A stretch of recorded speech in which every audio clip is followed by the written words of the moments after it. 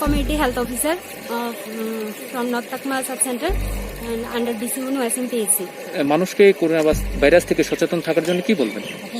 মানুষকে corona virus থেকে সচেতন করার জন্য এখন আমরা মানে কোভিড-19 তো অনেকদিন আগে থেকে বাড়িঘরে কি করলে ভালো থাকার জন্য মানে সুস্থ থাকার জন্য বাড়িঘরে কি প্রয়োজন?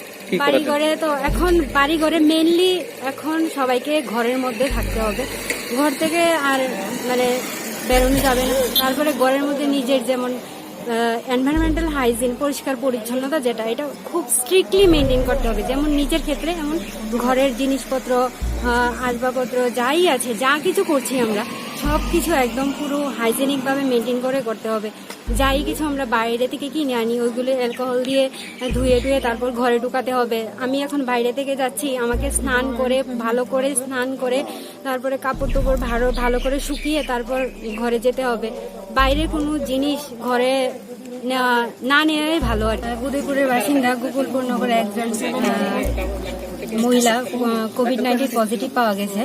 এখন বর্তমানে তিনি এজিএমসি হসপিটালে আছে। এই জন্য আমরা যারা উদয়পুর থেকে যারা আসছে তাদেরকে আমরা স্ক্রিনিং করছি। এই উদয়পুর আর মানে গোমতী ডিস্ট্রিক্ট অ্যান্ড সাউথ ডিস্ট্রিক্টের মিডলে যে প্রতিচুরি বর্ডার এখানে আমরা তাদেরকে চেকিং করছি। কতক্ষণ পর্যন্ত চলবে এটা? এটা এখন পর্যন্ত আনুমানিক জানা যায়নি, কিন্তু খুব সম্ভবত রাত্র 7টা 8টা পর্যন্ত চলতে পারে। আপনার নাম? নন্দিতা দাস।